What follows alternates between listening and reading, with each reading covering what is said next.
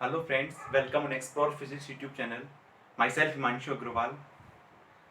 तो आज का जो लेक्चर है, वैसे अपनी थर्मोडायनेमिक्स कंप्लीट हो चुकी है। ठीक है, जो आज का लेक्चर है वो बहुत ही स्पेशल होने वाला है, क्योंकि तुमने भी इसका जो टाइटल है वो देख लिया होगा कि पूरी जो थर्मोडायनेमिक्स है वो एक ही लेक्चर में कंप्लीट होगी तुम्हारी, है ना। तो अभी तक जो अपने थर्मोडायनेमिक्स में पढ़ा, तो वो सारा इस लेक्चर में कंप्लीट हो जाएगा।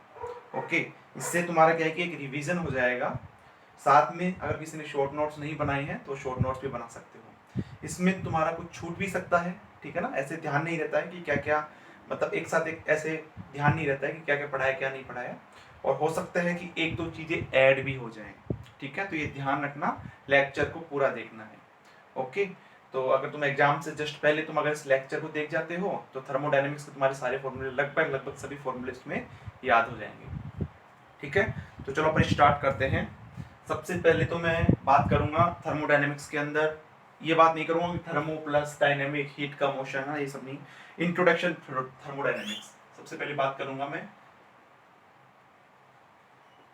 इंट्रोडक्शन टू थर्मोडायनेमिक्स, ठीक है, थोड़ा जल्दी चलूंगा, ठीक है ना, क्योंकि ये सब तुम पढ़ चुके। बस एक मेरा ये लेक्चर लेने का उद्देश्य ये था कि तुम एक बार इसको कंप्लीटली एक बार दोबारा तुम्हारा रिवाइज हो जाएगा। पता नहीं तुम रिवीजन करते हो या नहीं करते, शॉर्ट नोट्स बनाते हो नहीं बनाते, लेकिन मैं मेरा काम कंप्लीट करता हूँ, ठीक है ना। तो ऐसा नहीं है, मैं तुम्हें 100% दूंगा, और मैं यही तुमसे होप रखता हूँ, यही आशा रखता हूँ कि तुम भी अपना 100% दोगे। Introduction to thermodynamics, okay. तो इसमें सबसे पहले बात करें कि थर्मोडायनेमिक्स के अंदर अपन किसकी स्टडी करते हैं, सिस्टम की स्टडी करते हैं।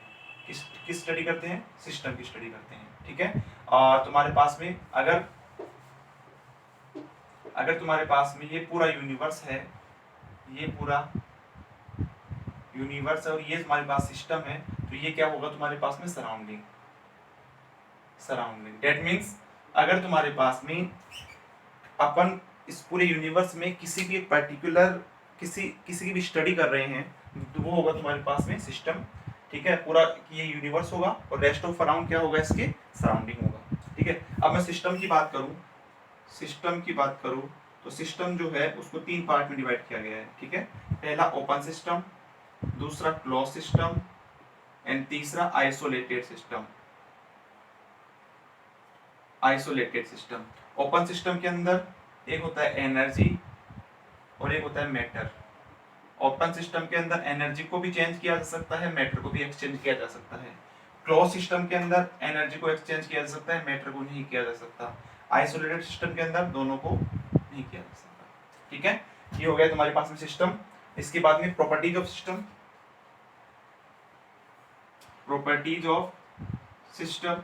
तो इसकी अपन ने 2 प्रॉपर्टी पढ़ी थी। एक तो अपन ने पढ़ी थी इंटेंसिव प्रॉपर्टी और एक अपन ने देखी थी एक्सटेंसिव प्रॉपर्टी। ठीक है, इंटेंसिव प्रॉपर्टी में जो कि अमाउंट ऑफ मैटर पे डिपेंड ना करे, which does not depend upon amount of matter. ठीक है, और ये depend upon amount of matter. ठीक है, इसका अगर मैं एग्जांपल लूं तो जैसे प्रेशर है, टेम्परेचर है, ठीक है ना, या फिर तुम्हारे पास में रेजिस्टिविटी है रो, क्योंकि रो बराबर क्या होता है, rho is equal to R L upon A होता है। तो यहाँ पे तुम्हारे पास में आर इज इक्वल टू होता है रो एल अपॉन ए। तो यहाँ पे तुम्हारे पास में जो रो होगा वो क्या होगा, R into A by L. ठीक है, और इसका मैं अगर एग्जाम्पल लूँ जो अमाउंट ऑफ मैटर पे डिपेंड करे, ठीक है ना। फॉर एग्जाम्पल तुम्हारे पास में इंटरनल एनर्जी है, वो अमाउंट ऑफ मैटर पे डिपेंड करती है। रेजिस्टेंस है, वो अमाउंट ऑफ मैटर पे डिपेंड करता है।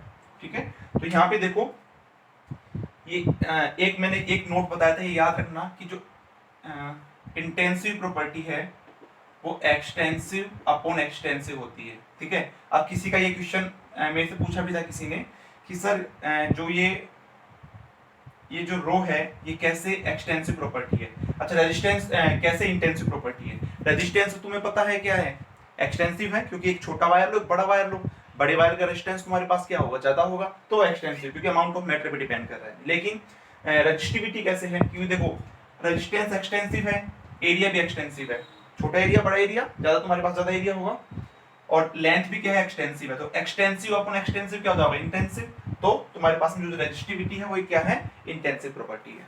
ओके, फिर अपन बात करते हैं state function and path function की। स्टेट फंक्शन और दूसरा है पाथ फंक्शन। स्टेट फंक्शन किससे मतलब होगा, इनिशियल एंड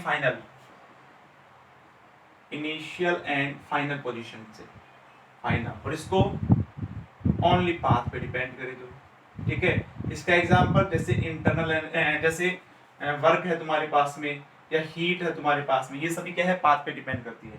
इसका फंक्शन, इसका एग्जांपल जैसे प्रेशर हुआ, टेम्परेचर हुआ, इंटरनल एनर्जी हुआ, ये सारे क्या है तुम्हारे पास में स्टेट फंक्शन है जो कि पाथ पे डिपेंड नहीं करते हैं, ठीक है। एक होता है तुम्हारे पास में स्टेट वेरिएबल,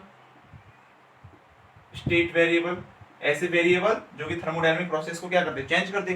कौन कौन से होते हैं थर्मोडायनामिक्स में, प्रेशर, टेम्परेचर, वॉल्यूम और एंट्रोपी, ये सारे क्या होते हैं स्टेट वेरिएबल्स होते हैं। ओके, फिर अपन बात करें इंटरनल एनर्जी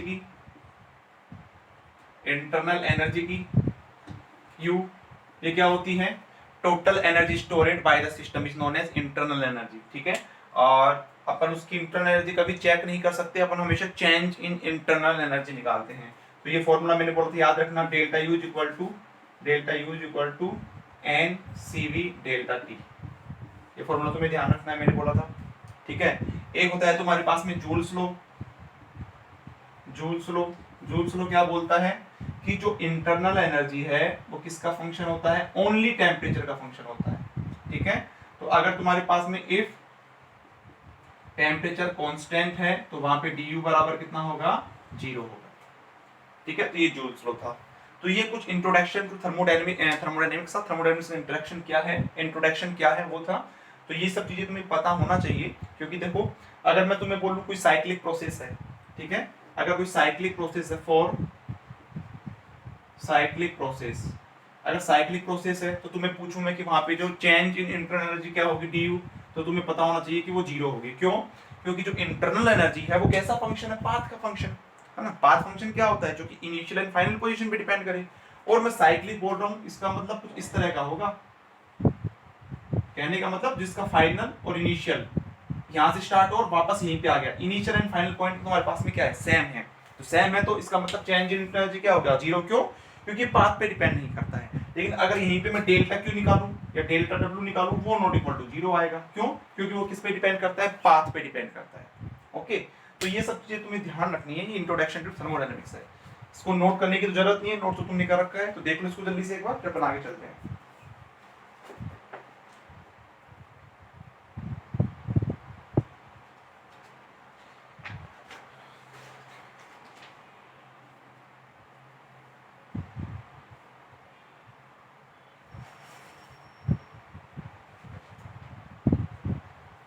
ठीक है, ऐसे तुम्हारे पास में ध्यान रखना, आइडियल गैस जो है, और आइडियल गैस तुम्हारे पास में पोटेंशियल एनर्जी हमेशा कितनी होगी, 0 होगी। क्यों? क्योंकि आइडियल बोल रहे हैं अपन उसको, जब आइडियल बोल रहे हैं तो उसके जो मॉलिक्यूल्स है आपस में इंटरेक्ट नहीं करेंगे, फ्रीली मोशन करेंगे जब वो आइडियल ही है तो, ठीक है ना। बाकी आइडियल ऐसा कुछ होता नहीं है, बार बार बोल रहा हूँ, इसलिए उसका नाम आइडियल है, ठीक है ना।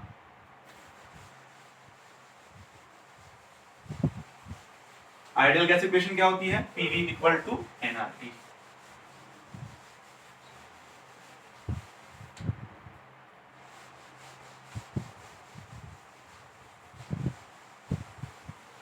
चलो अब नेक्स्ट है अपने पास में जीरोथ लॉ ऑफ थर्मोडायनेमिक्स। क्या बोलता है भाई जीरोथ लॉ, क्या बोलता है कि तुम्हारे पास में मान लो कोई 3 सिस्टम है, ये ए है, ये बी है, ये सी है। अगर ए बी के साथ में थर्मल इक्विलिब्रियम के अंदर है और बी सी के साथ में थर्मल इक्विलिब्रियम के अंदर है, मैं ऐसा लिखवाऊंगा नहीं तुम्हें ये सब चीजें, ठीक है ना, मैं तुम्हें बस एक जस्ट रिवाइज करवा रहा हूं। तो ए और सी आपस में क्या होंगे, थर्मल इक्विलिब्रियम के अंदर होंगे। जीरोथ लॉ ऑफ थर्मोडायनामिक्स किसके कांसेप्ट को बताता है, टेम्परेचर के कांसेप्ट को बताता है, ठीक है। टेम्परेचर क्या है, हीट क्या है, टेम्परेचर क्या है, कि टेम्परेचर एक तुम्हारे पास में ऐसी क्वांटिटी है या हीट एक ऐसी क्वांटिटी है जो कि एक हॉट बॉडी से कोल्ड बॉडी की तरफ मोशन करती है, यानी कि हाई टेम्परेचर से लो टेम्परेचर की तरफ जो मोशन होता है हीट का वो हाई टेम्परेचर से लो टेम्परेचर की तरफ होता है। तो ये है जीरोथ लॉ ऑफ थर्मोडायनेमिक्स। अब आ जाती है फर्स्ट लॉ ऑफ थर्मोडायनेमिक्स की।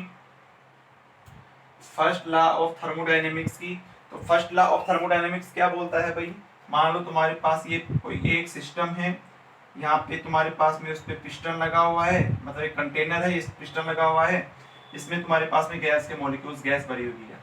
जैसे ही मैं इसको हीट देना स्टार्ट करूंगा, यहाँ से डेल्टा क्यू हीट दूंगा, तो इसकी इंटरनल एनर्जी में कितना चेंज होगा, देखो बाद में तुम्हारे पास में ये सिचुएशन हो जाएगी, ये जो हीट है तुम्हारे पास में यहाँ चला जाएगा और ये मान लो तुम्हारे पास में h डिस्टेंस मोशन करने लग गया, ठीक है। तो इसकी इंटरनल एनर्जी में चेंज कितना आ जाएगा, du, किसकी वजह से, डेल्टा की वजह से, और इसके ऊपर फोर्स लग रहा है, फोर्स उस डिस्टेंस ये मोशन भी कर रहा है, फोर्स इनटू डिस्प्लेसमेंट कितना होता है, वर्क होता है। तो कहने का मतलब फर्स्ट लॉ ऑफ थर्मोडायनेमिक्स ये बोलता है कि जो डेल्टा क्यू है वो किसके बराबर होगा, du प्लस डेल्टा w के बराबर होगा, ठीक है। जितनी अपन हीट देंगे वो किस किस में काम आएगी, एक तो चेंज इन इंटरनल एनर्जी और दूसरा वर्क डन के इक्वल होगा, ठीक है। ये क्या बताता है first law of thermodynamics, conservation of energy, conservation of energy, energy के कंजर्वेशन को बताता है, ठीक है। तो ये है तुम्हारे पास में, तुम्हारे पास फर्स्ट लॉ ऑफ थर्मोडायनेमिक्स। इसको मैं क्या लिख सकता हूँ, delta Q is equal to du plus P dV, ये भी लिख सकता हूँ कि delta Q is equal to n C V d T plus P dV, ये भी लिख सकता हूँ। तो इसको नोट कर लो जल्दी से, नोट करो इसको, फिर अपन आगे चलेंगे। थर्मोडायनेमिक प्रोसेस, थर्मोडायनेमिक प्रोसेस,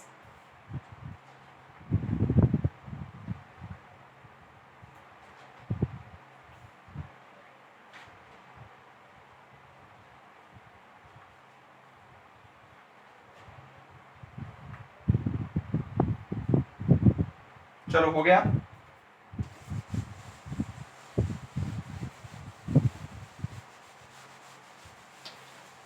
अब अपने पास में थर्मोडायनेमिक प्रोसेस, ठीक है ना, ये बिल्कुल बेसिक चल रहा था, थर्मोडायनेमिक्स का इंट्रोडक्शन था।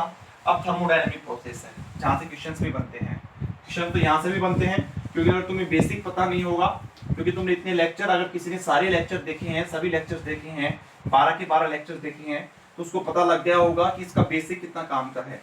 क्योंकि क्वेश्चंस के अंदर जो बेसिक्स हैं थर्मोडायनेमिक्स के वो काम में आते हैं, ठीक है। थर्मोडायनेमिक प्रोसेस,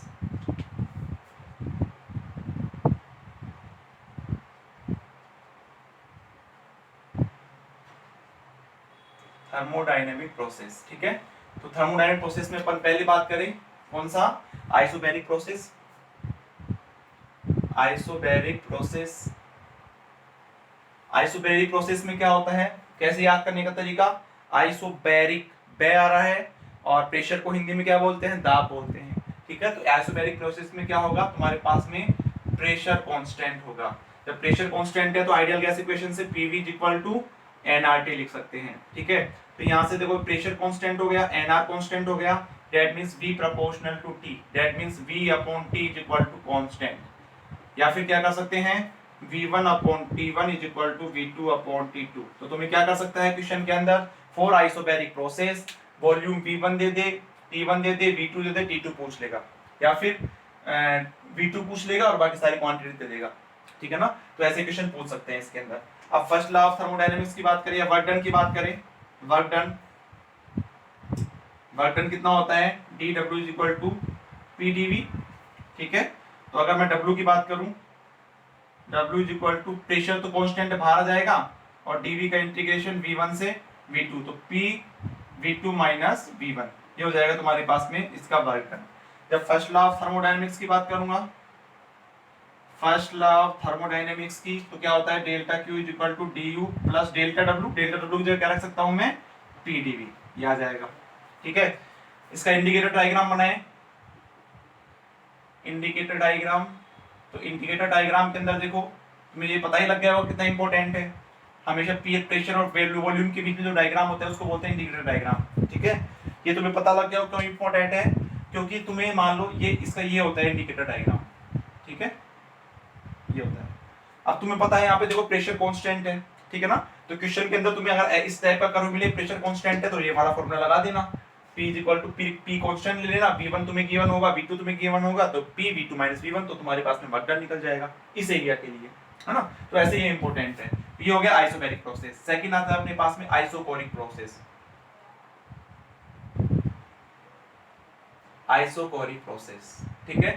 आइसोकोरिक प्रोसेस में क्या कांस्टेंट रहेगा? वॉल्यूम कांस्टेंट रहेगा, वॉल्यूम कांस्टेंट रहेगा। जब वॉल्यूम कांस्टेंट है तो PV इक्वल टू nRT, ये कांस्टेंट है, ये कांस्टेंट है, तो यहां से P proportional to T, that means P upon T is equal to constant. तो इसको मैं क्या लिख सकता हूं? P1 upon T1 is equal to P2 upon T2। बोल देगा for isochoric process initial pressure ये है, टेम्परेचर ये है, प्रेशर ये है, टेम्परेचर पूछ लेगा, फाइनल टेम्परेचर, या फिर T1 दे देगा, T1 दे देगा, T2 दे देगा, फाइनल प्रेशर पूछ लेगा, कुछ भी पूछ सकता है, ठीक है ना। अब है अपने पास में वर्क डन। वर्क डन कितना होता है? Delta Q is equal, work done होता है तुम्हारे पास में delta W is equal to PdV। में पता है वॉल्यूम क्या है, यहाँ पे कांस्टेंट है, तो dV कितना हो जाएगा? 0।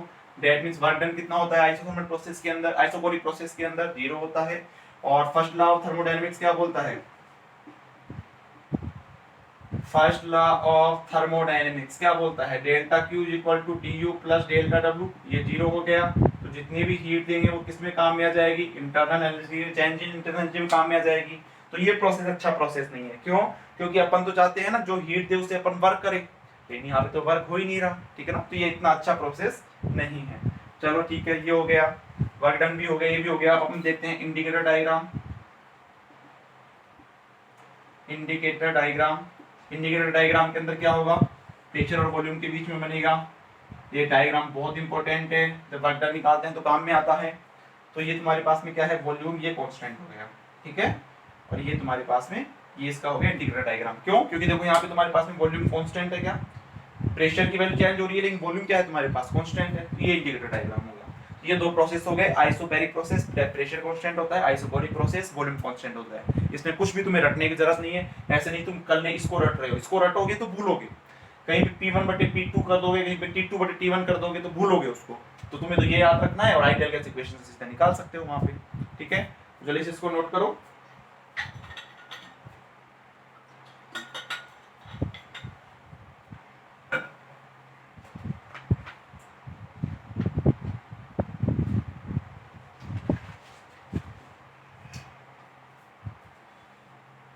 चलो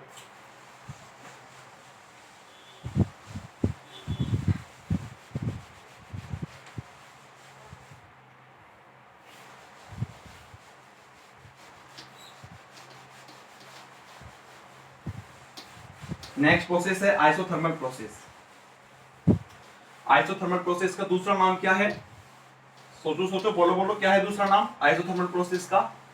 आइसोथर्मल प्रोसेस का क्या टेम्परेचर एकदम से कम हो जाएगा क्या? वो तो अपने हिसाब से कम होगा, इसका मतलब स्लो प्रोसेस है, ठीक है ना। थर्ड अपने पास में isothermal process. Isothermal process, isothermal process को दूसरा नाम क्या है? Slow process. स्लो प्रोसेस, ठीक है।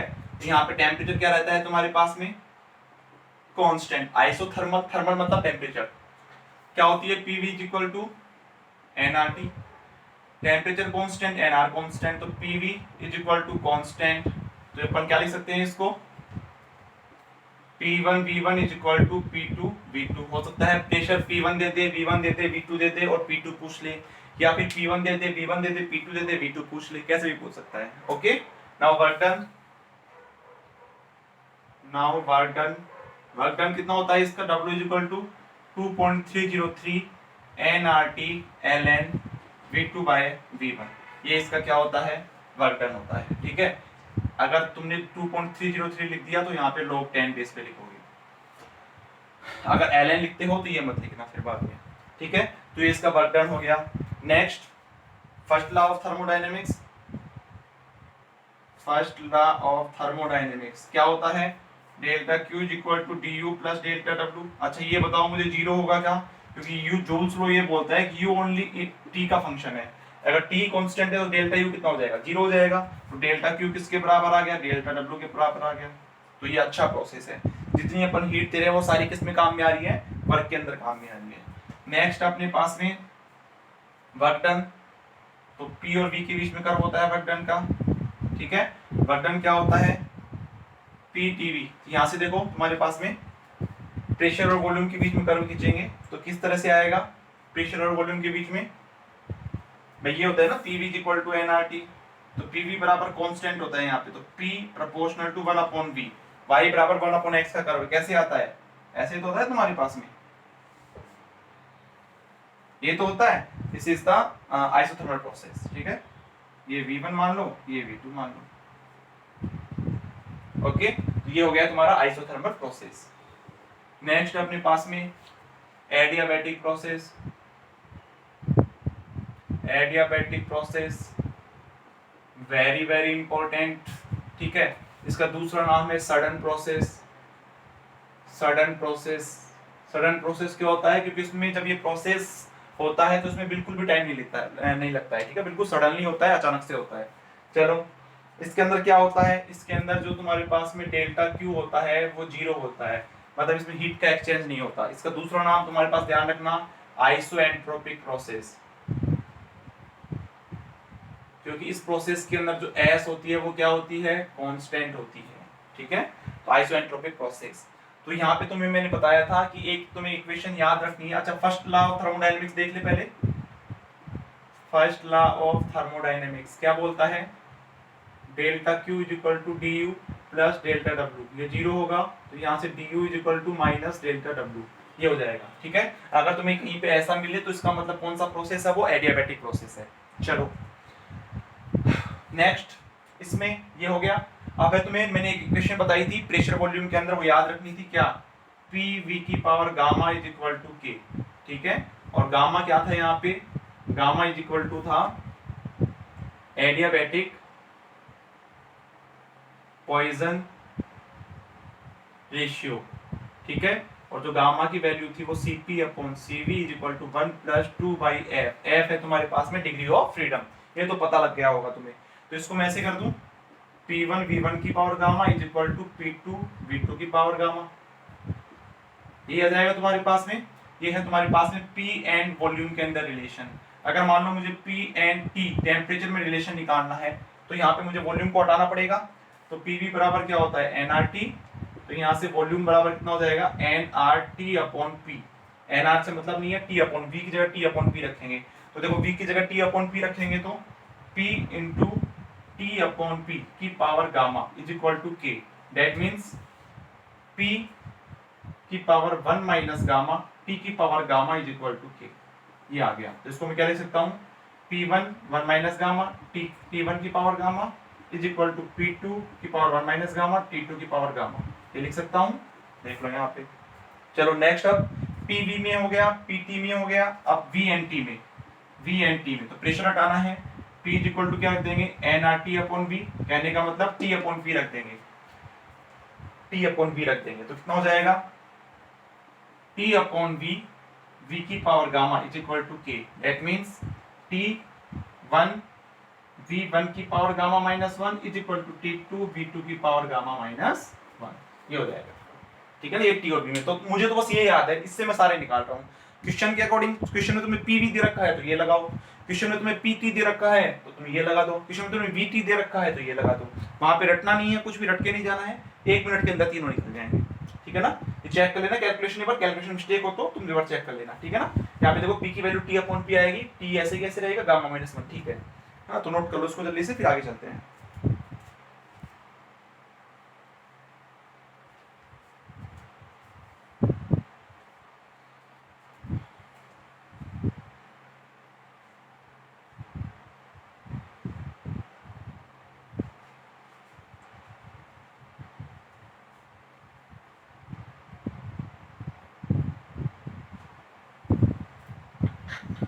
हो गया,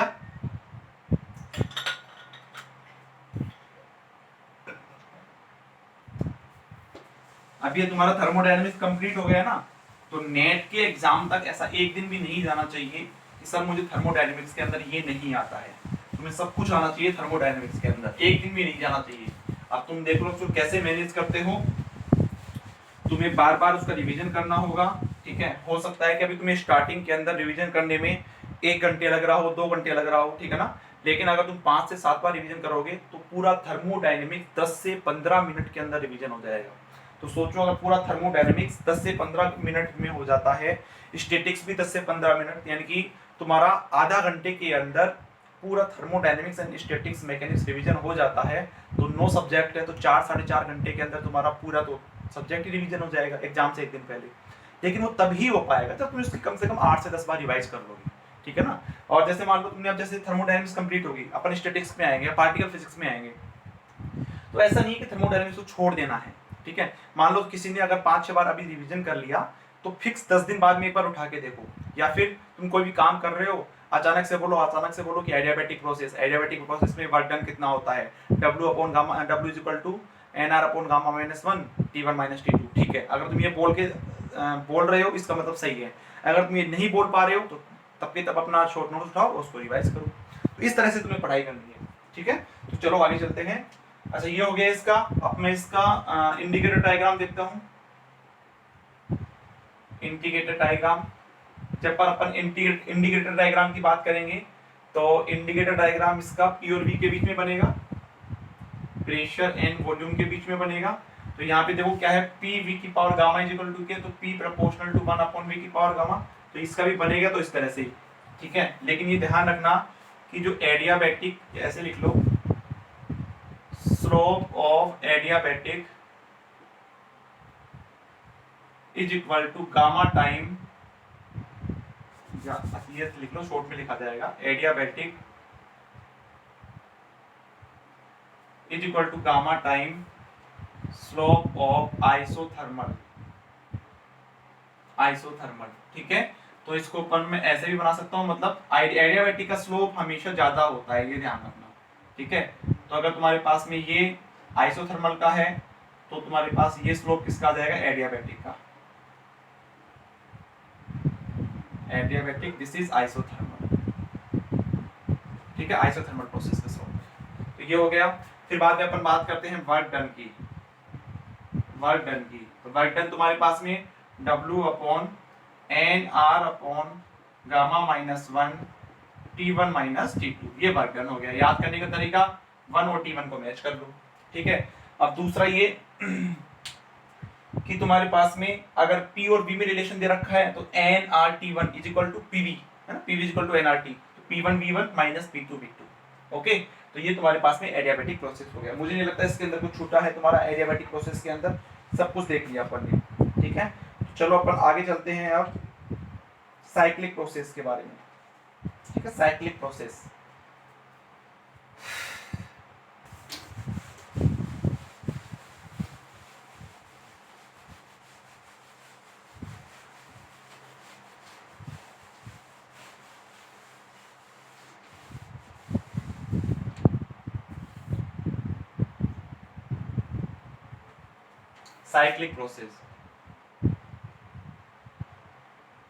साइक्लिक प्रोसेस, ठीक है। ये हमेशा क्या मैंने बताया था, सेम टेम्परेचर लिमिट के बीच वर्क करता है, work between same temperature limit, ठीक है। इसका दूसरा नाम है आइडियल प्रोसेस। क्यों? क्योंकि यहाँ पे तुम्हारे पास में देखो T कांस्टेंट रहता है, तो du कितना हो जाएगा, 0, क्योंकि जूल्स लॉ ये बोलता है कि जो इंटरनल एनर्जी है वो ओनली टेम्परेचर का फंक्शन होता है। तो du तुम्हारे पास में कितना आ जाएगा, 0 आ जाएगा यहाँ से। तब यहाँ से du तुम्हारे पास 0 आ गया तो डेल्टा Q किसके बराबर हो जाएगा, du 0 है तो डेल्टा W के जो हीट दे रहे हो वो सारी वर्क में कन्वर्ट हो रही है। ये तो आइडियल प्रोसेस है, ऐसा तो कभी हो ही नहीं सकता, ठीक है ना। अगर ऐसा होता है तो वो बिल्कुल आइडियल है, ठीक है। तो आइडियल कभी भी होता नहीं है, ये ध्यान रखो। तो delta Q equal to delta W, ठीक है। तो ये मान लो तुम्हारे पास में PV है, एक प्रोसेस तुम्हारे पास ये है, एक प्रोसेस ये है, ऐसे आ रहा है तुम्हारे पास में, A से B जा रहा है, वापस B से A जा रहा है, ठीक है। तो इसके लिए मैं क्या करूं, अगर इसका मुझे वर्क डन निकालना है PV, ठीक है, एक तुम्हारे पास ये है, तो देखो तुम्हारे पास में गैस का क्या हो रहा है, तुम्हारे पास में यहाँ पे एक्सपेंशन हो रहा है, तो इसका वर्क डन तुम्हारे पास में क्या आएगा, इसको मैं 1 नाम दे देता हूँ, इसको 2 नाम दे देता हूँ। तो 1 का वर्क डन कितना आएगा तुम्हारे पास में, पॉजिटिव आएगा। सेकंड ऐसे ही तुम्हारे पास PV डायग्राम है और इस बार तुम्हारे पास में ये है, तो इसका वर्क डन तुम्हारे पास में क्या आएगा, इसका वर्क डन तुम्हारे पास में सेकंड वाले का क्या आएगा, नेगेटिव। क्यों नेगेटिव आएगा, क्योंकि यहाँ पे गैस का कंपैरिजन हो रहा है। V2 माइनस V1 करेंगे, फाइनल माइनस इनिशियल। देखो ये वॉल्यूम कम है, जीरो के पास में है, ये वॉल्यूम ज्यादा है तो माइनस के अंदर आएगा। तो टोटल वर्क डन की बात करूं, अगर मैं टोटल करूं तो क्या आएगा तुम्हारे पास में, पॉजिटिव ही आएगा। टोटल वर्क डन पॉजिटिव क्यों आता है, टोटल वर्क डन पॉजिटिव इसलिए आता है क्योंकि इसका जो एरिया है, वो ज्यादा है और इसका एरिया कम है। क्योंकि वर्क डन की मैंने एक डेफिनेशन और बताई थी, work done is equal to area under the curve. ठीक है, तो यहां से अपन ये देख सकते हैं साइक्लिक प्रोसेस के अंदर। ओके,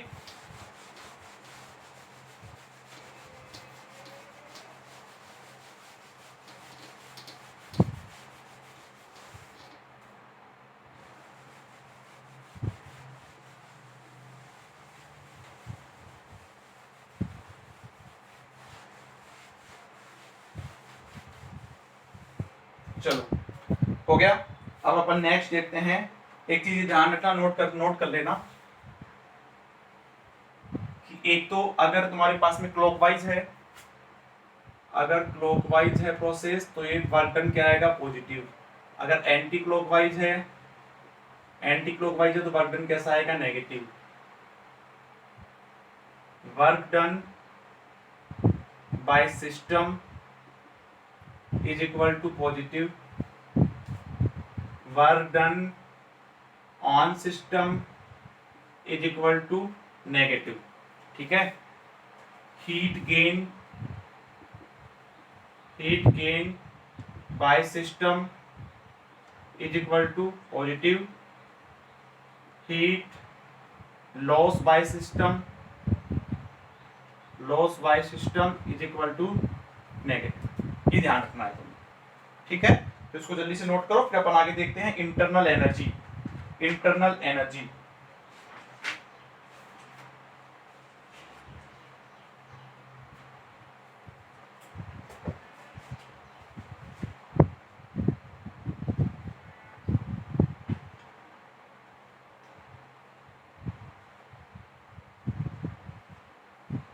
हो गया, चलो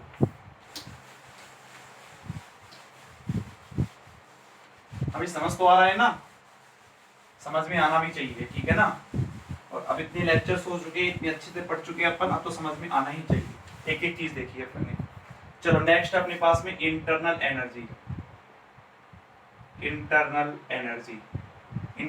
यू तुम्हें पता है क्या होती है, total energy stored by the system. और यू इज इक्वल टू कितना होता है, F/2 kBT या फिर F/2 RT। ठीक है ना, कुछ भी लिख लो। F क्या होता है, F is degree of freedom. Table बना रहा हूं F के लिए मैं। ठीक है, तो यहाँ पे तुम्हारे पास में गैस है और यहाँ पे तुम्हारे पास में ट्रांसलेशनल है, यहाँ पे रोटेशनल, यहाँ पे वाइब्रेशनल, यहाँ पे टोटल। ठीक है, जब टोटल बात करेंगे, एक तो है तुम्हारे पास में लो टेम्परेचर पे और एक तुम्हारे पास में है टोटल हाई टेम्परेचर पे। और हाई टेम्परेचर पे जब भी होगा तो तुम्हें क्या कैलकुलेट करना है, वाइब्रेशनल वाले को कैलकुलेट कर देना है। ठीक है, अब ये कैसे आया कैसे नहीं आया ये मैं तुम्हें लेक्चर के अंदर बता चुका, यहाँ पे ओनली रिवीजन है बस। मान लो तुम्हारे पास में मोनो एटॉमिक है, डायटोमिक है, पॉली के अंदर पहला एक तो लीनियर और एक है तुम्हारे पास में नॉन लीनियर। ठीक है, मोनोएटॉमिक में ट्रांसलेशनल 3 होंगे, रोटेशनल नहीं होगा, वाइब्रेशन चाहे लो हो चाहे टेम्परेचर हाई हो नहीं होगा, 3 होगा इसके अंदर। डायटोमिक के अंदर ट्रांसलेशनल 3 होगा, रोटेशनल 2 होगा, वाइब्रेशनल एट हाई टेम्परेचर की बात करेंगे 2 होगा तुम्हारे पास। लो टेम्परेचर पे हो तो वाइब्रेशन काउंट नहीं होगा, 5 और यहाँ पे 7। लीनियर के अंदर 3 transitional, 2 rotational, 2 vibrational. High temperature पे बात करेंगे तो 7, लो टेम्परेचर पे बात करेंगे तो 5। नॉन लीनियर में 3 2, हाई टेम्परेचर पे 8 हो जाएगा, लो टेम्परेचर के ऊपर 6 हो जाएगा। बस कंप्लीट तुम्हारा डिग्री ऑफ फ्रीडम। ये तो टेबल तुम्हें याद रखनी है, नोट कर लो जल्दी से। ये कैसे आता है ये मैं तुम्हें बता चुका है ना, तो ये मुझे नहीं लगता कि दोबारा बताना पड़ेगा, ये तो तुम्हें आता ही होगा भाई, है ना, और आना भी चाहिए। आना भी चाहिए।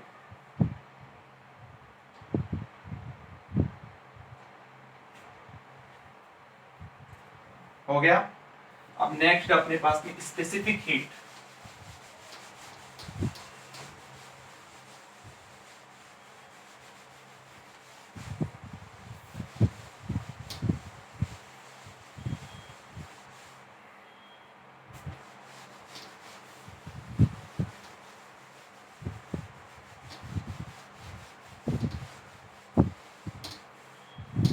नेक्स्ट अपने पास में specific heat.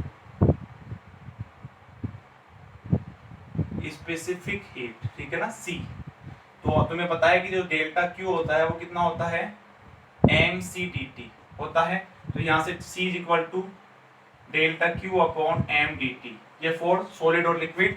And for gas की बात करूं मैं, फॉर गैस की बात करूं तो C is equal to delta Q upon N D T, ये हो जाए, ठीक है। या फिर तुम इसको डी क्यू भी लिख सकते हो, D Q upon 1/n D Q by D T, ठीक है। अब at constant volume, at constant volume पहला, तो मैं यहाँ पे क्या लिख दूं, CV। CV इक्वल टू, देखो कांस्टेंट वॉल्यूम है तो डेल्टा क्यू किसके बराबर हो जाएगा, DU के बराबर हो जाएगा। तो यहाँ पे कितना हो जाएगा, DU upon DT at constant volume. n बराबर मैंने 1 ले लिया, ठीक है। और CV equal to DU, U कितना था, FRT/2, T के रिस्पेक्ट में T1 हो जाएगा तो FR/2, ये हो जाएगा, ठीक है। Second, eight constant pressure, eight constant pressure तो तुम्हारे पास में Cp इज इक्वल टू कितना होता है, dq/dt। dq किसके बराबर है, du plus pdv upon dt, ठीक है। अच्छा मुझे जल्दी से बताओ du/dt Cv के बराबर है क्या। अच्छा Pv is equal to nRT, तो pdv is equal to nRdt। n बराबर 1 ले लिया मैंने, ये कैंसिल आउट हो गया, तो Cp minus Cv is equal to R। ये भी तुम्हें याद रखना है, this is Mayer's formula, Mayer's formula, ठीक है। तो यहाँ से Cp किसके बराबर हो जाएगा, R प्लस FR/2। तो कितना हो जाएगा तुम्हारे पास में, R प्लस FR/2, तो 1 plus F/2 into R। Now Cp upon Cv निकालूंगा तो Cp कितना है, 1 plus F/2 into R upon FR/2। तो ये कैंसिल आउट हो गए, तुम्हारे पास में 1 प्लस 2/f बच जाएगा, ठीक है। और ये किसकी वैल्यू होती है, गामा की वैल्यू होती है। This is gamma is equal to Cp upon Cv। अच्छा एक चीज मैंने वहां पे नहीं करवाई होगी, ध्यान रखना कि जो Cp upon Cv is equal to है ES upon ET is equal to gamma, ये भी ध्यान रखना भाई, ठीक है। ES क्या है, ये है आइसोथर्मल या फिर elasticity at constant entropy, elasticity eight constant temperature, ठीक है ना, ये ध्यान रखना है तुम्हें। इलास्टिसिटी कोफिशिएंट है ना, ये आइसोथर्मल कोफिशिएंट ऑफ इलास्टिसिटी, ये है isothermal coefficient, isothermal coefficient of elasticity. इसको मैं प्रूफ नहीं करूंगा, प्रूफ तुम कर सकते हो आराम से। और ES क्या है, एडियाबैटिक कोफिशिएंट ऑफ इलास्टिसिटी, क्योंकि यहाँ पे S कांस्टेंट है और एडियाबैटिक प्रोसेस में S क्या रहता है तुम्हारे पास, कांस्टेंट रहता है, ठीक है। तो इसको जल्दी से नोट कर लो।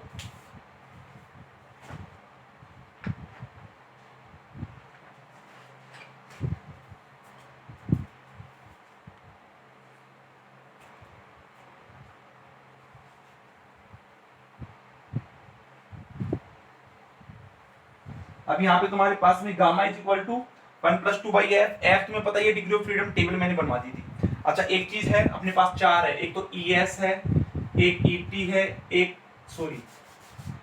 CS है, एक CT है, एक CP है, एक CB है।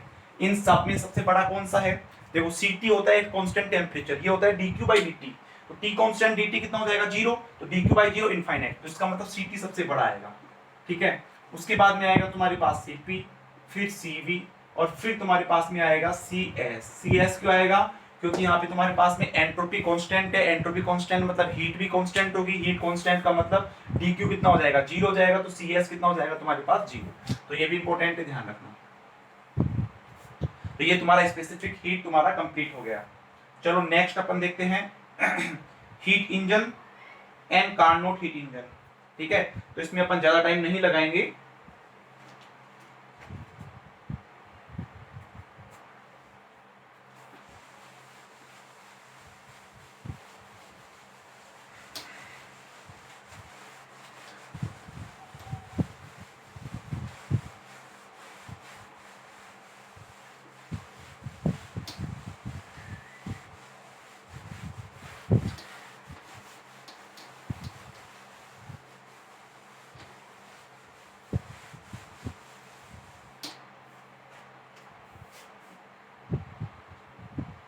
Heat engine and Carnot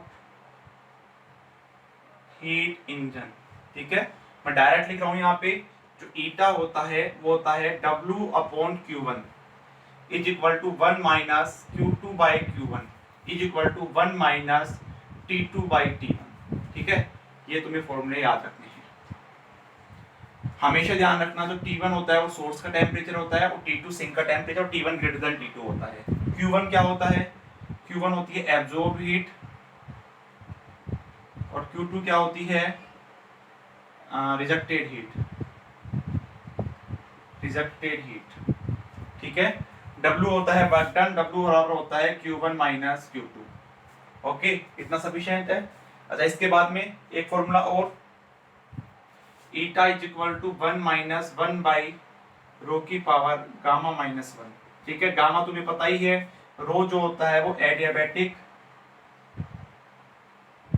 expansion coefficient. ठीक है, तो ये तुम्हारे पास में heat engine and Carnot heat engine का क्या हो गया? एक कंक्लूजन हो गया। ठीक है ना, T1 ग्रेटर देन T2 होता है, ये हो गया। ठीक है, ये होता है तुम्हारे पास में। ठीक है, इसको नोट कर लो जल्दी से, फिर अपन आगे चलते हैं। ध्यान रखना, कार्नोट हीट इंजन एक आइडियल हीट इंजन है, इसकी इफिशियंसी सबसे ज्यादा होती है। ठीक है ना, हमेशा, लेकिन इसकी लेस देन 1 होती है, कभी भी 1 नहीं हो सकती, 100% नहीं हो सकती। अच्छा, मुझे अगर if for efficiency increases, efficiency को इंक्रीज करना है तो दो तुम्हारे पास में दो तरीके हैं। क्या तो T1 को क्या कर दो, T1 को बढ़ा दो, या फिर T2 को क्या कर दो, कम कर दो। तो T2 को कम करना इज बेटर देन T1 को बढ़ाना। ठीक है, क्यों है बेटर, कैसे है, ऐसा मैंने क्वेश्चन तुम्हें प्रूफ कराया हुआ है। ठीक है ना, ये मैंने प्रूफ कराया हुआ है तुम्हें। चलो, हो गया, तो तुम्हारे पास में ये इतना ही इंपॉर्टेंट था। नेक्स्ट अपने पास में आता है रेफ्रिजरेटर। ठीक है, तो रेफ्रिजरेटर के अंदर क्या करोगे? रेफ्रिजरेटर क्या काम करता है? रेफ्रिजरेटर जो भी थिंग्स होती है उनको कूलिंग के काम में आती है। ठीक है ना, तो इसका जस्ट उल्टा प्रोसेस है, reverse process of the Carnot heat engine.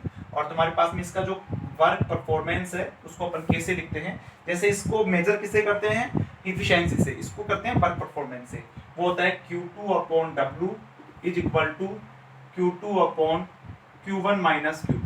ये होता है इसका वर्क परफॉर्मेंस। ठीक है, अच्छा, यहाँ से मैं एक चीज और लिख सकता हूँ क्या? देखो, यहाँ से मैं एक चीज और लिख सकता हूँ क्या? Q2/Q1 is equal to T2/T1। ठीक है ना, ये नेट के अंदर इस बार दिसंबर 2019 में क्वेश्चन आया था यहाँ से, ये भी याद रख लेना। चलो, ये हो गया। अब ईटा एंड के में रिलेशन क्या होता है? तो देखो, के इज इक्वल टू Q2 यहाँ पे मैं Q1 कॉमन ले रहा हूं, तो Q2/Q1 हो जाएगा। तो देखो, Q2/Q1 को इधर ले आओ और ईटा को इधर ले आओ, तो 1 माइनस ईटा हो जाएगा। Q2/Q1 की जगह 1 ईटा रख दिया मैंने, और 1 माइनस Q2/Q1 की जगह ईटा रख दिया। तो ये रिलेशन हो गया, K is equal to 1 minus eta. This is the relation for eta and K।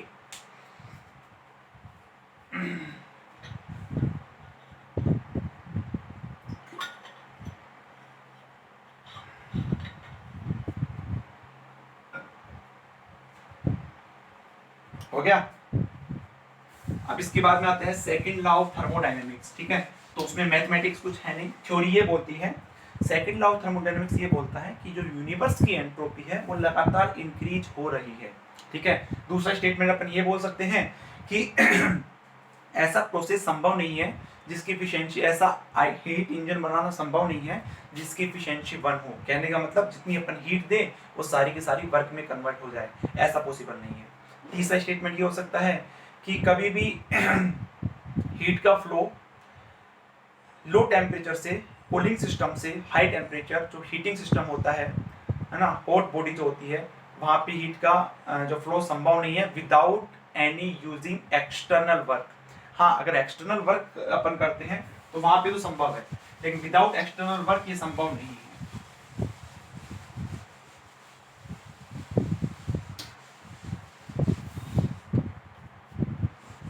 ठीक है, नेक्स्ट अपने पास में आता है entropy.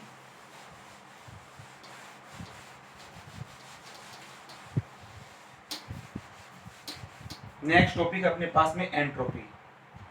Entropy entropy S, entropy क्या करता है? रैंडमनेस को मेजर करता है, रैंडमनेस को मेजर करता है।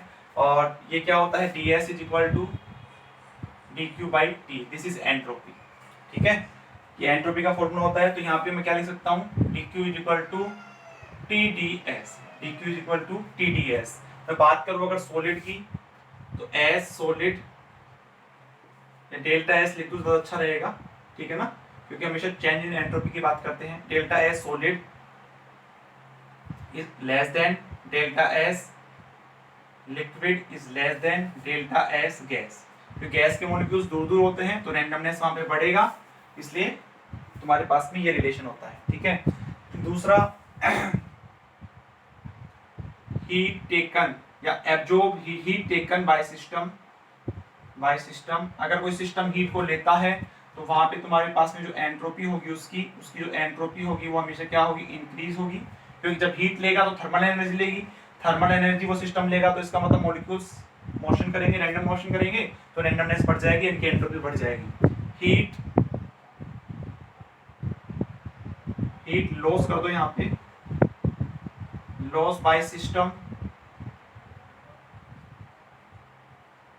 एंट्रोपी वहां पे डिक्रीज हो जाएगी। ठीक है, ये तुम्हें पता होना चाहिए कि कितना काम में आता है। क्वेश्चंस करते हैं जब आपने लिया था ना चेंज इन एंट्रोपी, जब निकालते हैं तो वहां पे तुम्हारे पास में जब चेंज इन एंट्रोपी निकालते हैं तो एक को अपन माइनस लेते हैं, एक को प्लस लेते हैं, फिर जब डेल्टा एस करते हैं तो S2 माइनस S1 करते हैं तो फिर दोनों प्लस की हो जाती है, क्योंकि माइनस माइनस प्लस हो जाता है। वहां पे बताया तो था। तो क्यों होता है ऐसा? क्योंकि उस टाइम पे क्या होता है कि वो सोर्स से हीट, वो जो है तुम्हारे पास सोर्स जो है वो हीट को रिजेक्ट करता रहता है। जब हीट को रिजेक्ट करता है तो वहां पे वो नेगेटिव हो जाएगा, और जब वो हीट को लेगा तो वहां पे तुम्हारे पास में पॉजिटिव हो जाएगा। ठीक है ना, तो ये ध्यान रखना, क्वेश्चंस के अंदर भी यूज में आते हैं। चलो इसको नोट कर लो जल्दी से।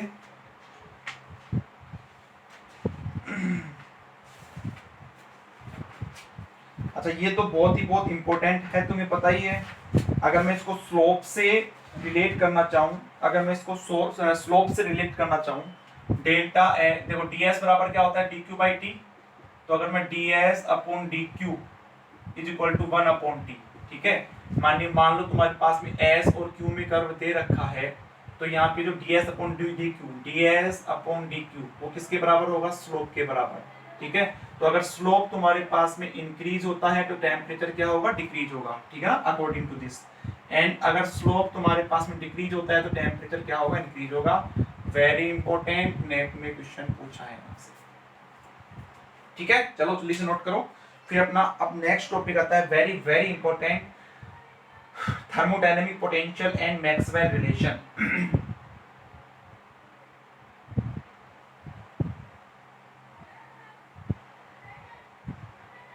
Thermodynamic potential and Maxwell relation. ठीक है,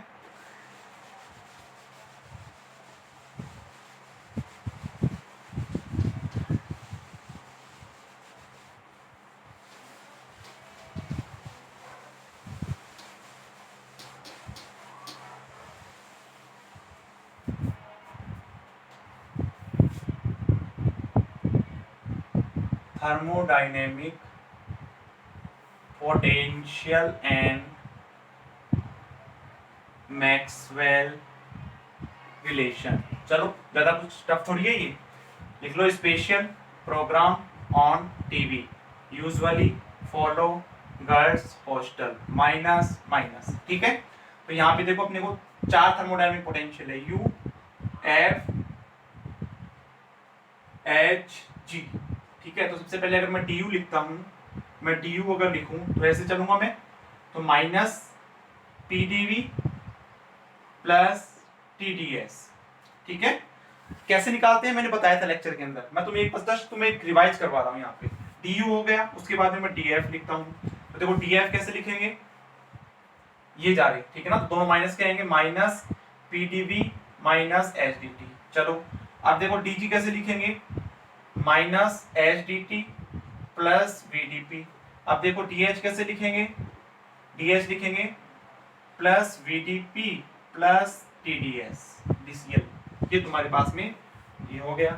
ठीक है, F बराबर होता है U माइनस ts, H बराबर total heat content by the system U plus PV। ठीक है, G is equal to H minus ts। ठीक है, तो ये तुम्हें ध्यान रखना है। चलो अब मैक्सवेल रिलेशन, दो चीजें याद रखनी है, कौन कौन सी, TVS एंड TPS। ठीक है, तो TVS से दो लिखेंगे, TVS, डे लगाते जाओ यहाँ पे, इज इक्वल टू क्या बच गया, प्रेशर बच गया, बाहर क्या है एंट्रोपी, अंदर क्या है वॉल्यूम, ये लगा दो। ठीक है, T और V साथ में आते हैं तो माइनस लगा दो। दूसरा थर्मोडायनामिक रिलेशन TVS। ठीक है, क्या बच गया, प्रेशर बच गया, बाहर क्या है टेम्परेचर, अंदर क्या है वॉल्यूम, T और V साथ में नहीं आ रहा तो माइनस मत लगाओ। नेक्स्ट TPS, TPS, यही हो जाएगा तुम्हारे पास में, क्या बच गया, वॉल्यूम बच गया, बाहर क्या है एंट्रोपी, अंदर क्या है प्रेशर, V और T साथ में नहीं आ रहा है तो मत लगाओ माइनस। नेक्स्ट है TPS, उल्टा स्टार्ट हो जाओ, TPS। ठीक है, इज इक्वल टू क्या बच गया, वॉल्यूम अपॉन टेम्परेचर, बाहर क्या है प्रेशर, P और V और T साथ में आ रहे हैं, ये लगा दो। तो ये हो गया तुम्हारे पास मैक्सवेल रिलेशन।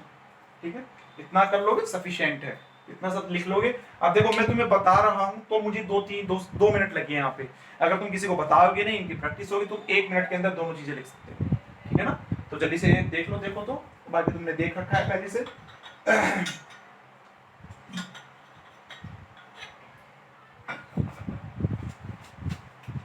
अब इसके एप्लीकेशन देखते हैं।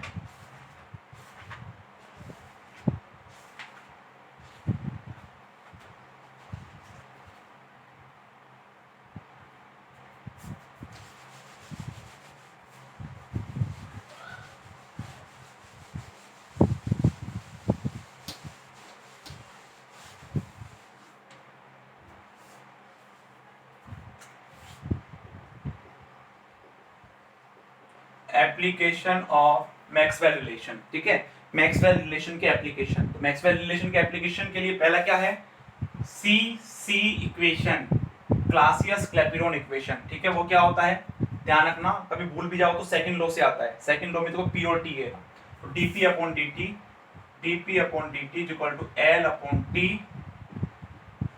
V2 minus V1। ठीक है, L क्या होता है, L इज लेटेंट हीट।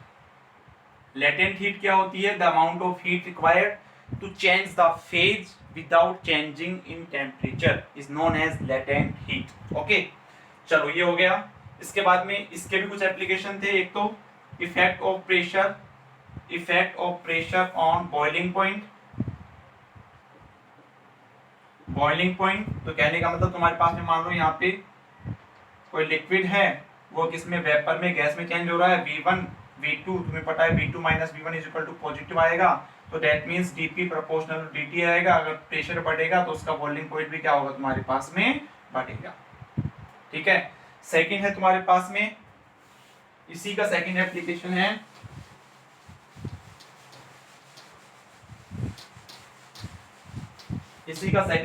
है तुम्हारे पास में effect of pressure on melting point. Melting point पे प्रेशर का इफेक्ट क्या होता है, इसका मतलब यहाँ पे कोई सॉलिड होगा, यहाँ पे कोई लिक्विड होगा, V2 माइनस V1 क्या आएगा तुम्हारे पास में, पॉजिटिव आएगा। कहने का मतलब अगर dp इंक्रीज होगा तो dt भी क्या होगा, इंक्रीज होगा। यानी कि अगर प्रेशर इंक्रीज होता है तो टेम्परेचर भी उसका मेल्टिंग पॉइंट भी क्या होगा, इंक्रीज होगा। बट अगर मैं आइस की बात करता हूं तो आइस में तुम्हारे पास में V2 माइनस V1 नेगेटिव आएगा। ठीक है, क्योंकि जो बर्फ का वॉल्यूम है वो पानी के वॉल्यूम से ज्यादा होता है। क्यों होता है, क्योंकि उसमें जो हाइड्रोजन जो तुम्हारे पास में H2O होता है वो 4 हाइड्रोजन जो मॉलिक्यूल्स है उससे टेट्रागोनल मैनर में जुड़ा हुआ होता है, जिसकी वजह से वो ज्यादा शेप कवर करता है compare to liquid. That's why जो आइस का जो वॉल्यूम है वो ज्यादा होता है लिक्विड के वाटर के कंपेयर में। तो नेगेटिव होता है, तो इसका मतलब क्या है, ओनली आइस के केस में अगर प्रेशर को बढ़ाते हैं तो उसका जो मेल्टिंग पॉइंट है वो कम होता है। ठीक है, तो ये थे क्लासियस-क्लैपेरॉन इक्वेशन के एप्लीकेशन। और क्लासियस-क्लैपेरॉन इक्वेशन किसका एप्लीकेशन है, मैक्सवेल रिलेशन का। तो इसको नोट करो जल्दी से, फिर नेक्स्ट देखते हैं। नेक्स्ट अपने पास में Joule Thomson coefficient, Joule Thomson experiment, force plug experiment. ये dp/dt है और dt/dp हो जाएगा। वो ये बताता है कि टेम्परेचर के साथ प्रेशर कैसे चेंज होता है।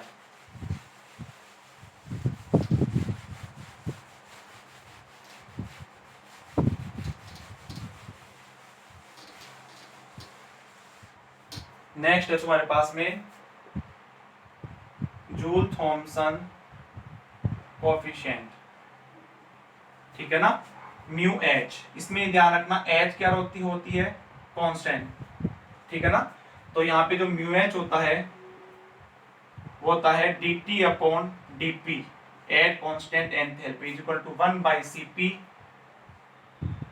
t del v/del t at constant pressure minus v is equal to, sorry ये होता है तुम्हारे पास, ठीक है ना, 1/cp t del v/del t at constant pressure minus v, ये होता है। ठीक है, पहला for ideal gas, ideal gas के लिए तुम्हारे पास में म्यू एच कितना आता है, 0। इसका मतलब क्या हुआ, तुम्हें मैं एक चीज लिखवाया था मैंने, क्या कि कभी भी आइडियल गैस को लिक्विफाई नहीं कर सकते। तो कहने का मतलब वहां पे चाहे तुम कितना ही प्रेशर बढ़ाओ उसका टेम्परेचर पे कोई इफेक्ट नहीं पड़ेगा, ठीक है ना, उसकी स्टेट पे कोई इफेक्ट नहीं पड़ेगा। ऐसा नहीं है कि वो लिक्विड में चेंज हो जाएगी।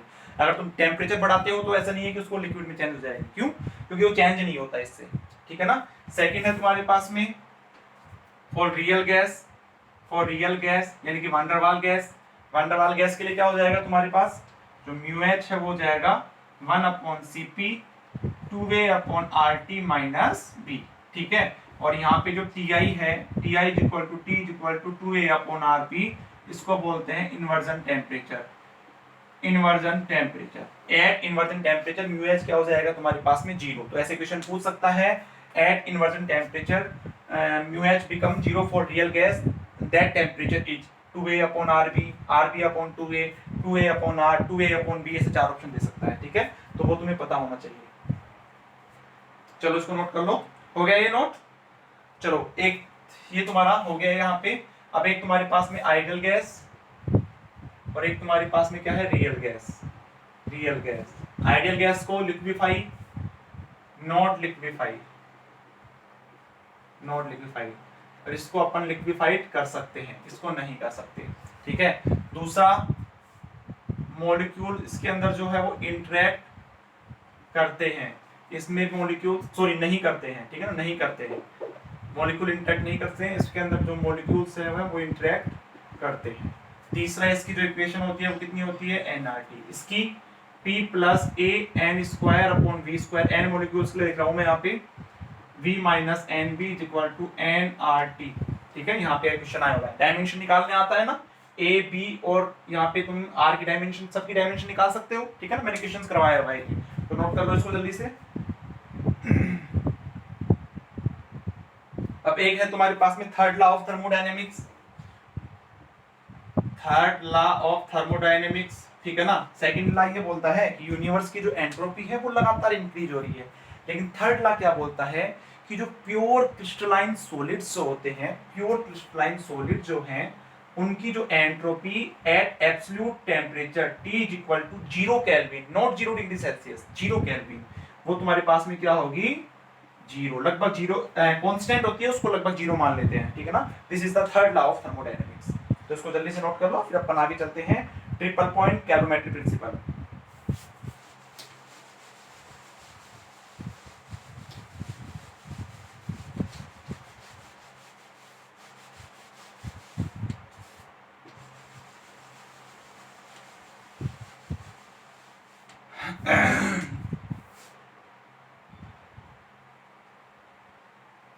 ट्रिपल पॉइंट, ठीक है। तो ट्रिपल पॉइंट क्या बताता है तुम्हें, क्या होता है ट्रिपल पॉइंट? ट्रिपल पॉइंट एक ऐसा पॉइंट होता है, ये हमेशा प्रेशर और टेम्परेचर के बीच में कर्व होता है।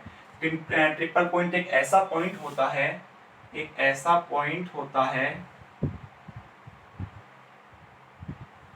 एक ऐसा पॉइंट होता है, जैसे तुम्हारे पास में ये सॉलिड होता है, ये तुम्हारे पास में वेपर होता है, और ये तुम्हारे पास में लिक्विड होता है।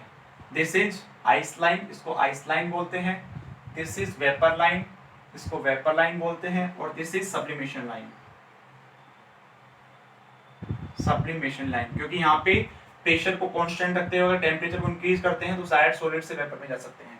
तो this is the triple point. Triple point क्या होता है? एक ऐसा पॉइंट, ट्रिपल पॉइंट एक ऐसा पॉइंट होता है जिसके ऊपर सॉलिड, लिक्विड एंड गैस तीनों फेज को एग्जिस्ट कर सकती है। Okay, that is triple point. तो ये हो गया। अच्छा, नेक्स्ट है कैलोरीमेट्री प्रिंसिपल।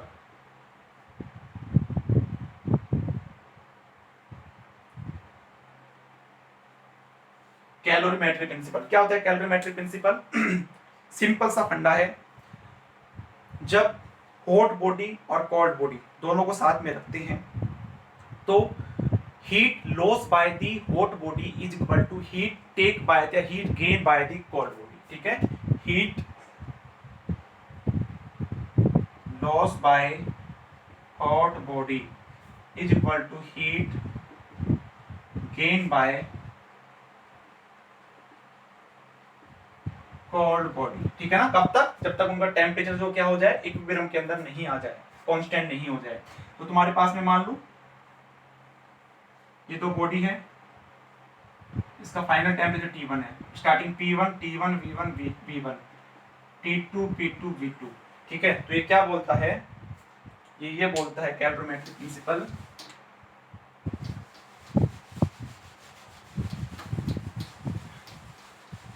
अच्छा टॉपिक है भाई, है ना। इससे क्वेश्चंस आए थे, मैंने तुम्हें करवा भी दिए, और भी आए होंगे तो और भी करेंगे फिर अपन। अगर गेट में, नेट में, बार में, गेट में, जेस्ट में या फिर TFR में आए होंगे तो करेंगे, ठीक है। तो क्या बोलता है कि delta Q hot body is equal to delta Q cold body, ये तो जाएगा तुम्हारे पास में, ठीक है। तो इसको मैं क्या लिख सकता हूं? N1 C1 delta T is equal to N2 C2 delta T, ठीक है ना, CVT डेल्टा T। तो देखो यहाँ पे N1 CV1 delta T is equal to, मान लो ये तुम्हारे पास में TF है, इसका फाइनल टेम्प, मतलब जो फाइनल टेम्परेचर TF हो जाता है, इसका टेम्परेचर T1 है, इसका T2 है, और T1 ग्रेटर देन T2 है। तो जो ज्यादा होगा उसको उसमें से घटाओ हमेशा, जिससे तुम्हारे पास में नेगेटिव नहीं मिलेगा। ये याद करने का तरीका मान लो इसको, है ना, T1 माइनस TF, क्योंकि T1 हॉट बॉडी है, इसका टेम्परेचर ज्यादा होगा, जब ये हीट को लॉस करेगा तो इसका टेम्परेचर कम हो जाएगा और तुम्हारे पास में इक्विलिब्रियम क्या आ जाएगा? TF। ये कोल्ड बॉडी है, ये हीट को लेगा तो पहले टेम्परेचर कम था फिर बढ़ जाएगा, तो यानी कि TF N2 CV2 TF minus T, important. This is the calorimetry principle. Okay, तो नोट कर लो जल्दी से।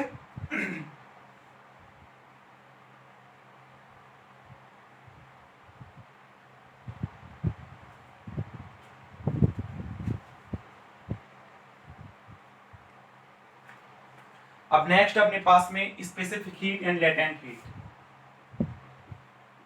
Specific heat and latent heat, इसका फॉर्मूला होता है, मतलब डेल्टा क्यू के फॉर्म में लिख रहा हूं, N CV डेल्टा T, इसका होता है delta Q is equal to ML, ये होता है, ठीक है। यहाँ से C निकाल सकते हैं, NC डेल्टा T लिखते हो इसको, ज्यादा सही रहेगा, ठीक है।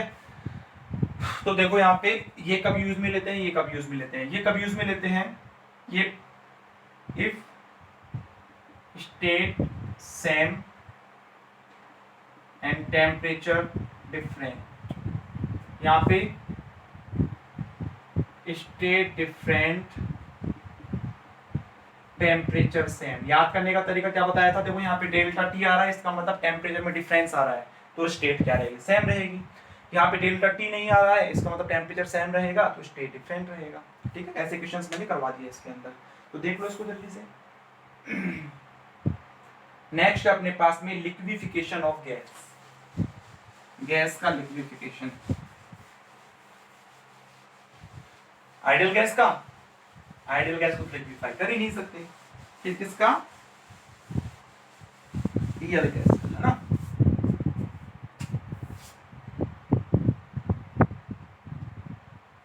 लिक्विफिकेशन ऑफ गैस, इसके अंदर क्या देखेंगे अपन, टीसी, पीसी, वीसी।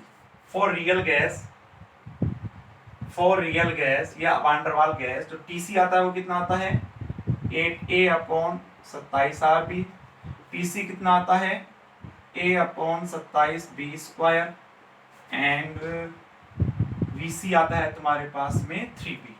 ठीक है, अच्छा ये इंपॉर्टेंट तो है ही है, इनको निकालते कैसे हैं, सिंपल सा मैंने बताया था, जो भी तुम्हें गैस की इक्वेशन दे रखी है उसमें पहले v³ का, v² का, v का और कांस्टेंट का टर्म निकालो। v³ का कोफिशिएंट 1 होना चाहिए, ध्यान रखना। फिर क्या करो, v बराबर vc होगा क्रिटिकल वॉल्यूम के ऊपर, तो वहां पे v माइनस वीसी बराबर 0 कर दो, तो होल क्यूब करेंगे तो v माइनस वीसी का होल क्यूब इक्वल टू 0। तो वहां पे भी तुम्हारे पास में v³ का, v² का, v का और कांस्टेंट का टर्म आएगा, दोनों को कंपेयर करो, 3 इक्वेशन आएंगी, उनको कैसे भी तुम डिवाइड करो, मल्टीप्लाई करो, जो भी है तुम्हारे पास में तीनों निकल जाएंगे। बस लिक्विफिकेशन ऑफ गैस इतना सा है। ठीक है, तो देख लो ये। नेक्स्ट अपने पास में फेज ट्रांजिशन। फेज ट्रांजिशन क्या होता है, एक फेज से दूसरे फेज में ट्रांजिशन होता है eight constant pressure and temperature.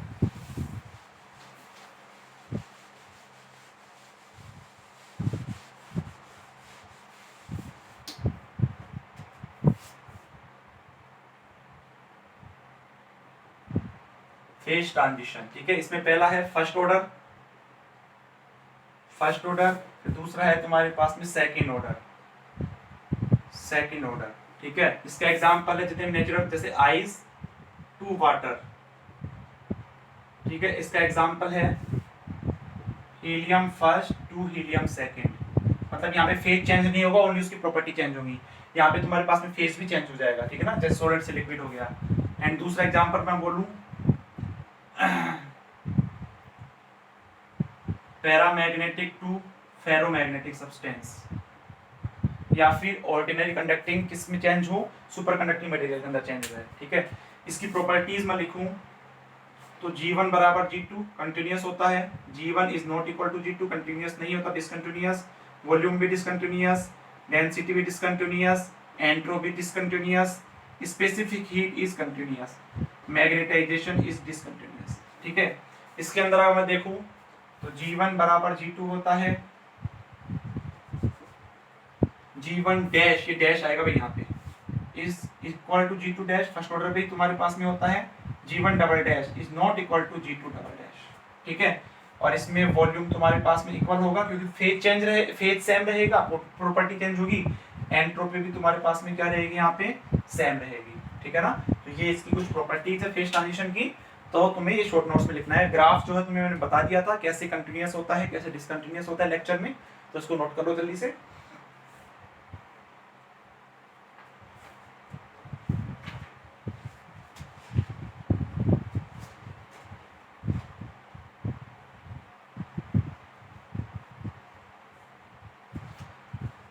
फिर एक आता है अपना आइसोथर्मल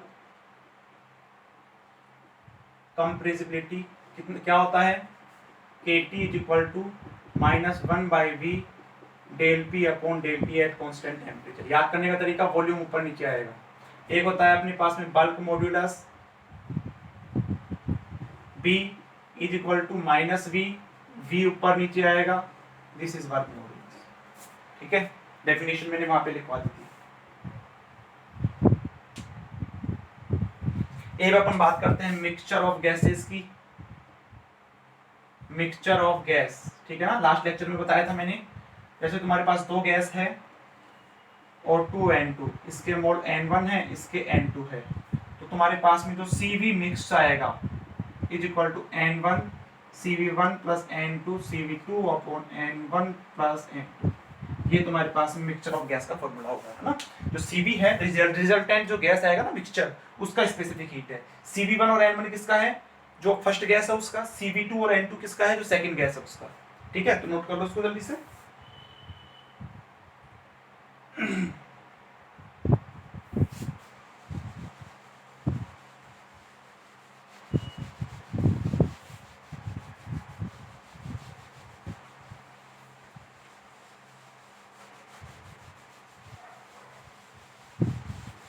अब एक टॉपिक और बच गया, Maxwell Boltzmann distribution law of speed, velocity and energy.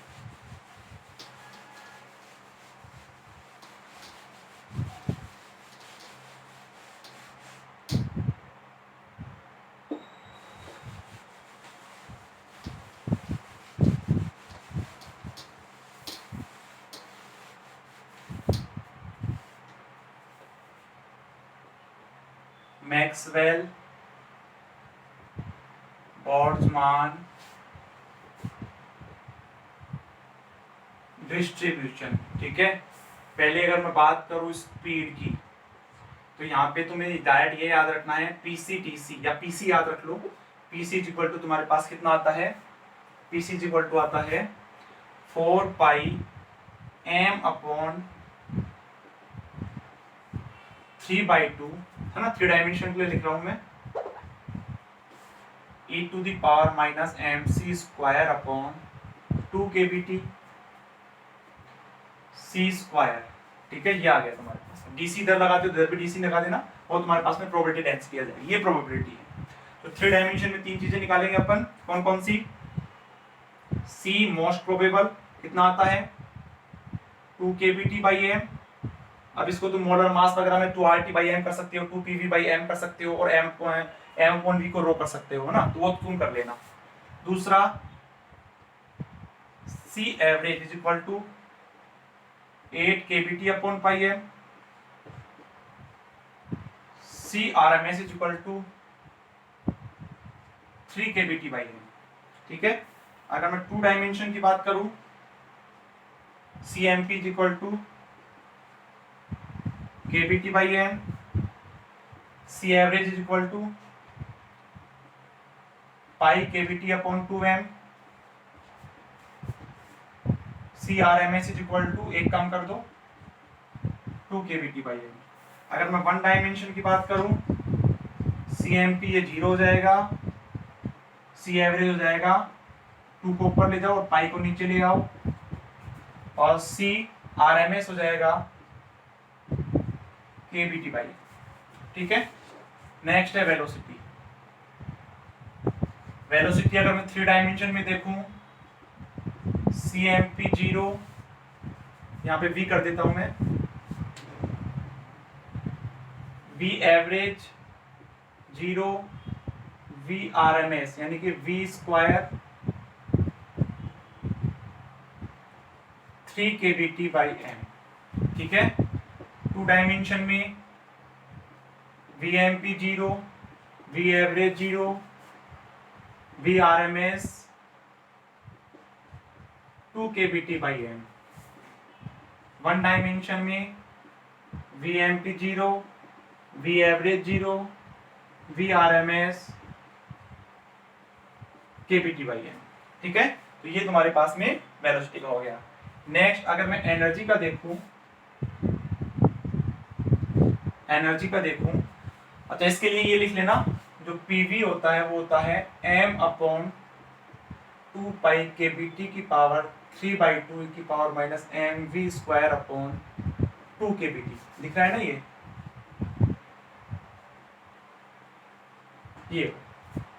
ठीक है। तो अगर मैं यहाँ पे एनर्जी की बात करूं, एनर्जी जो होता है PE is equal to 2 pi 1 upon pi KT की power 3/2 e to the power minus E upon KT e to the power half, ठीक है। अगर मैं यहाँ पे 3 डायमेंशन की बात करूं, E मोस्ट प्रोबेबल होता है kBt/2, E एवरेज होता है 3/2 kBt, और E RMS होता है √15/2 kBt, ठीक है। अगर मैं 2 डायमेंशन की बात करूं, तो E मोस्ट प्रोबेबल 0 हो जाता है, E एवरेज kBt हो जाता है, E RMS √2 kBt हो जाता है, ठीक है। तो ये तुम्हारा पूरा कंक्लूजन है मैक्सवेल बोल्ट्जमान डिस्ट्रीब्यूशन का, ठीक है। तो इसको जल्दी से नोट कर लो, नोट तो तुम्हारा किया हुआ है। अच्छा एक चीज और ध्यान रखना, जैसे मैं इसकी मैक्सिमम प्रोबेबिलिटी पूछूं तो क्या करो, VMP यहाँ पे VMP 0 रख दोगे, यहाँ पे ये 0 जाएगा तो प्रोपोर्शनल टू 1/t की पावर 3/2 आएगा। ऐसे यहाँ पे देखोगे तो यहाँ पे जब तुम यहाँ पे kVT/2 रखोगे तो वो भी तुम्हारे पास में 1/T आएगा, जो प्रोबेबिलिटी मैक्सिमम प्रोबेबिलिटी है। और यहाँ पे भी तुम जब मैक्सिमम प्रोबेबिलिटी निकालोगे तो 1/T⁵ आएगा, है ना। तो ये सब चीजें ध्यान रखना। यानी कि अगर फॉर मैक्सिमम प्रोबेबिलिटी, अगर उस मैक्सिमम प्रोबेबिलिटी उसकी बढ़ती है तो उस केस के अंदर जो उसका टेम्परेचर होगा वो कम हो जाएगा। तो ग्राफ से इक्वेशन आते हैं यहाँ से, ठीक है।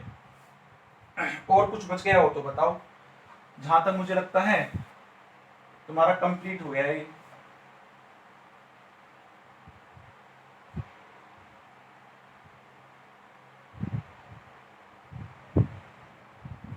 एक हो सकता है कि तुम में से कई स्टूडेंट्स उज्जैन के स्टूडेंट्स होंगे, है ना, वो भी लेक्चर देख रहे होंगे, तो उनके लिए एक टॉपिक है, नेट वाले भी वो टॉपिक देख लेना, वो भी तुम अपने नोट्स में लिख लेना, ठीक है। अपन टॉपिक को पूरा नहीं पढ़ेंगे, बस फॉर्मूला लिख रहा हूं मैं। वो टॉपिक तुम वहां से देख सकते हो, वैसे कहां से, बीएससी की बुक में दे रखा है वो टॉपिक, है ना। तो मैं तुम्हें ओनली फॉर्मूला लिखवा रहा हूं, लिख लेना। Mean free path, mean free path, distance covered by two collision, ठीक है ना, दो कोलिजन के बीच जो डिस्टेंस कवर्ड होती है, तो इसका मैं फॉर्मूला लिख रहा हूं, lambda is equal to 1/√2 πd square into A. ये फॉर्मूला याद रखना, इससे अपन सब कुछ निकाल लेंगे, ठीक है। तो देखो यहाँ पे तुम ध्यान से देखोगे तो πd स्क्वायर क्या है, πd square is equal to A, cross section area, cross section area, ठीक है। तो यहाँ पे देखोगे तो लैम्डा प्रोपोर्शनल टू 1/एरिया हो गया। अब यहाँ पे नाउ यहाँ पे जो रो है डेंसिटी, मास डेंसिटी वो होता है rho is equal to m into n, ठीक है, फॉर यूनिट वॉल्यूम,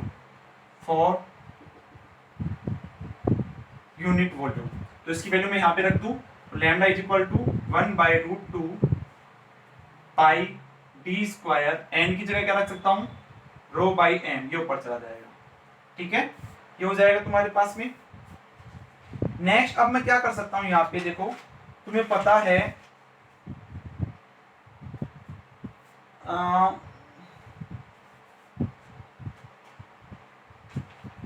है नाउ, ये हो गया एक, तो now PV is equal to nRT होता है, तो मैं PV is equal to nRT या nkVT ये लिख सकता हूं। V तुम्हारे पास में देखो यूनिट वॉल्यूम है, V तुम्हारे पास में 1 है, यूनिट वॉल्यूम के लिए बोल रहा हूं मैं, ठीक है। ये हो जाएगा, तो यहां से n बराबर क्या जाएगा, kVT अपॉन P आ जाएगा, क्या sorry P upon kVT, P upon kVT। तो कहने का मतलब lambda is equal to 1/√2 πd square P upon kVT, ये ऊपर चला जाएगा। ये हो गया तुम्हारे पास। तो मैं यहां से क्या लिख सकता हूं, देखो यहां से मैं ये लिख सकता हूं, जो लैम्डा है प्रोपोर्शनल टू 1/एरिया, प्रोपोर्शनल टू 1/रो, है ना, कॉमा लगाते जाओ, 1/रो, 1/एरिया हो गया, 1/ यहां से रो हो गया, proportional to temperature T, proportional to 1/प्रेशर, ठीक है ना। तो ये तुम्हें ध्यान रखना है भाई, तुम्हें प्रोपोर्शनल टू 1/n, ये इंपोर्टेंट, दिस इज इंपोर्टेंट, ठीक है। तो ये तुम्हारा कंप्लीट थर्मोडायनेमिक्स का लेक्चर था, जिसमें थर्मोडायनेमिक्स में लगभग जितने टॉपिक्स हैं जो नेट के सिलेबस में आए हैं वो लगभग सब कवर हो गए यहाँ पे। तो ये तुम्हारे लिए एक तरह से कहें तो रामबाण है, ठीक है।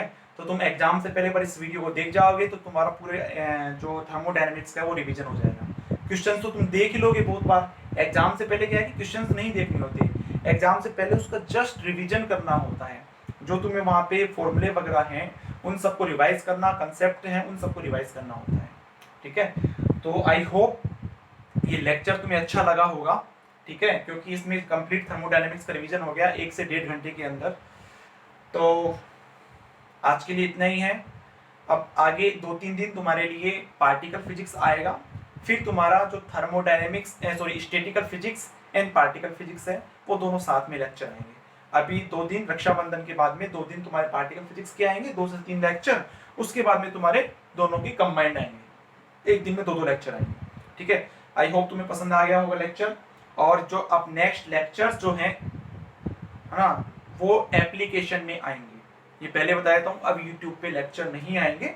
कभी कभी मैं यूट्यूब पे डालता रहूंगा, लेकिन अब जैसे रेगुलर आ रहे हैं वैसे यूट्यूब पे लेक्चर नहीं आएंगे, अब एप्लीकेशन में ही आएंगे लेक्चर। ठीक है, ये वाला लेक्चर तो आएगा, हो सकता है इसके बाद में पार्टिकल फिजिक्स एक तो लेक्चर हो रहा है, फिर एप्लीकेशन में लेक्चर आएंगे। ठीक है, और एडमिशन जो भी है ऑनलाइन कोर्स के लिए वो अब बंद हो चुका है। तो आज के लेक्चर में इतना ही है। आई होप तुम्हें लेक्चर जरूर अच्छा लगा होगा। अगर लेक्चर अच्छा लगे तो इसको लाइक और सब्सक्राइब जरूर कर देना। Thank you very much. जय श्री श्याम।